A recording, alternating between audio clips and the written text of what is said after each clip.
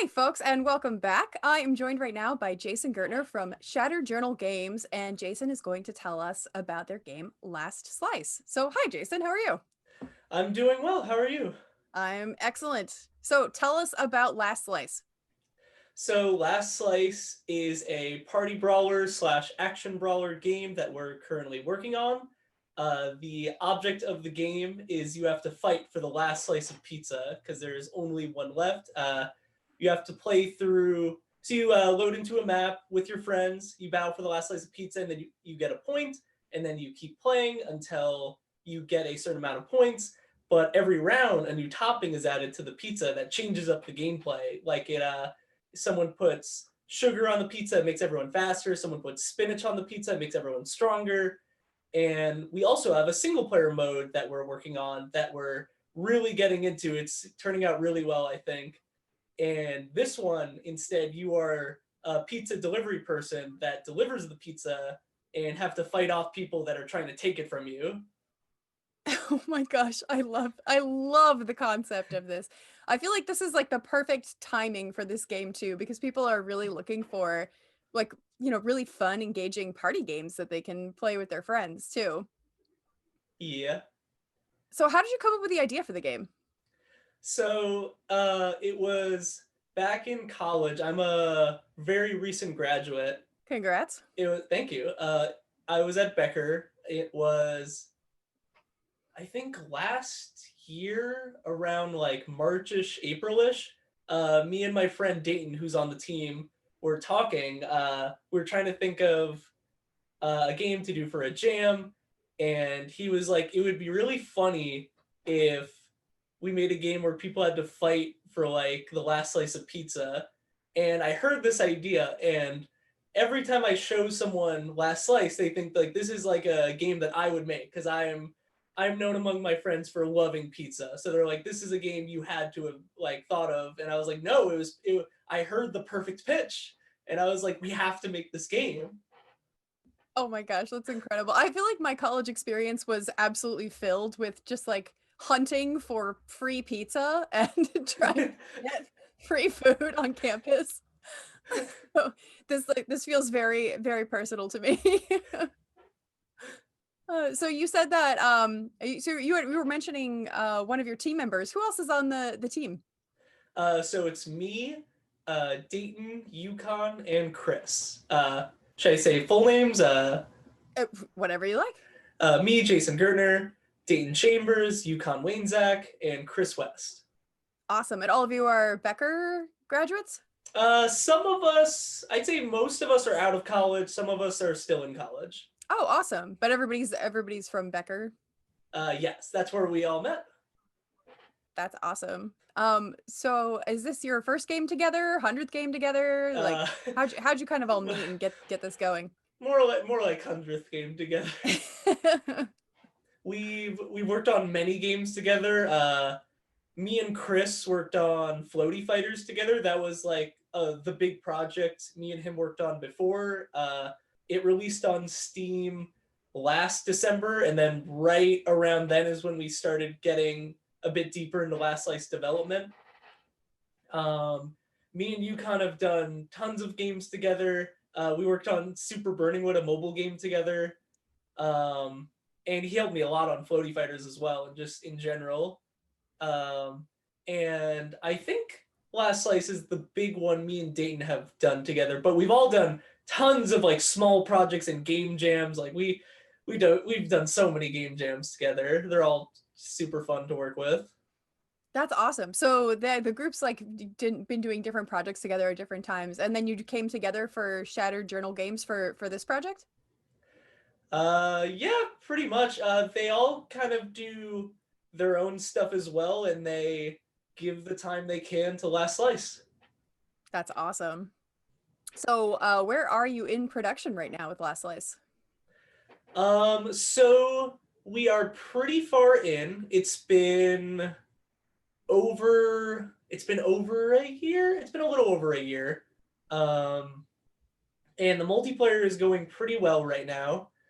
And we've shifted though to our single player because single player was more of a side thing for a while. We were like, oh, we'll add in a single player mode, and then now we've kind of shifted all focus hands down to single player mode. And multiplayer mode's still there and we love it, but it's definitely taking a backseat right now.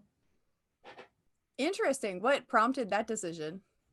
It was a couple things. One, with local multiplayer games, it's really hard to market them because people want online, especially now when you can't really go see people and play Yeah. local with them. There Mhm. are some workarounds though, like Parsec, which I've started playing a lot of games with Parsec with my friends. It works pretty well, but definitely not the it's definitely not the same thing as having it built in. Mhm. And also, we're trying to get a publisher, and we thought pitching it with a as a single player game with local multiplayer on the side would be a better sell. Yeah, that makes a lot of sense. So you're like fully kind of focused on that single player mode, get that up and running. And then what are you thinking in terms of being able to ship? It's hard to say. Let's see. Okay, it's December right now, and we have that much. I'd say it should definitely be done next year, and I'd say the latest like end of quarter two next year. Awesome. Awesome. That's pretty soon. Yeah. That's great. So what's next for Shattered Journal after this game comes out? So I've discussed it with a lot of friends, like what we should do. It's still kind of up in the air because it kind of depends on what happens with Last Slice, how long it goes, what's the reception of it. But I'd like to do experiment with smaller games, like making a game in a month and releasing it for like $2, and it's like pretty polished and it's a nice concept, and see if I could maybe do something like that. Oh, that's awesome. Yeah, I've seen some indies who have done like a game every month, like one game one month kind of like releases over a timeline. And people always come up with the coolest, most interesting like experimental things because they don't have time to like worry too much about the content of the game. They're just like, let's get it out. And then that ends up really fostering a lot of creativity. Yeah, it's always just like with small games, since it's less commitment, you can just go like off the wall with your ideas, and it's always really cool. Absolutely. So, okay, let's switch gears a little bit. I want to ask about, so let's say that somebody, has no background in creating games and they want to get started. What advice would you give them for where should they get started? How do they do what you do? So I guess just look up YouTube tutorials on just like pick an engine if you've never like started. I started with Game Maker before I even learned how to code, and Game Maker has gotten way better since I use it. I still like play around with it sometimes, but like Game Maker is pretty cool. I'd start with that, and you can even do drag and drop if you don't want to use code. There's other stuff too I've been seeing around.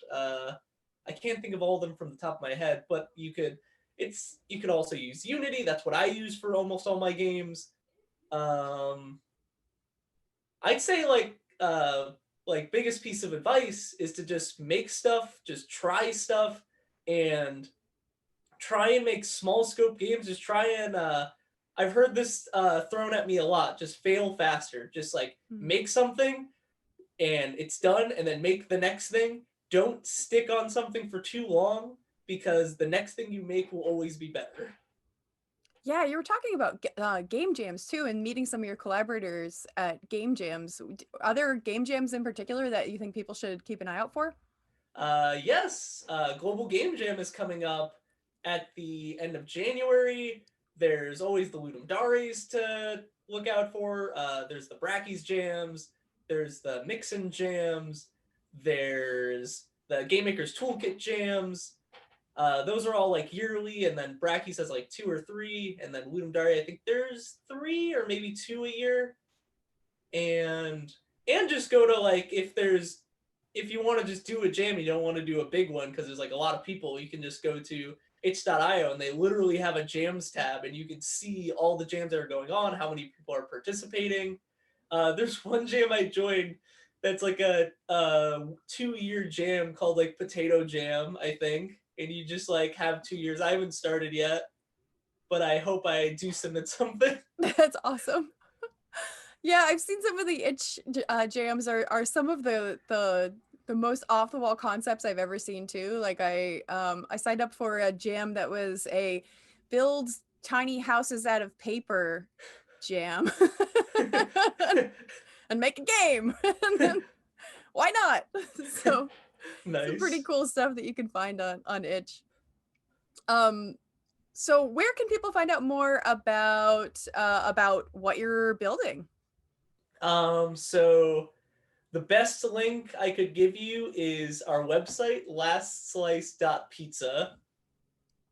Excellent. Last slide. How did you get a .pizza domain? So we were making the domain, and we were looking at just like what we could put. We were like .com, but we were like, wait, we could get .pizza, and it costs more yearly. But we're like, it's just Obviously so worth it. it's so worth it. That's amazing. So they can go to lastslice.pizza. Any Twitter handles or anything like that where people should follow you? Yes, there's my Twitter. I tweet a lot about the game, Jasoon Margoon. And then there's the Shattered Twitter, Shattered J Games. Okay, excellent.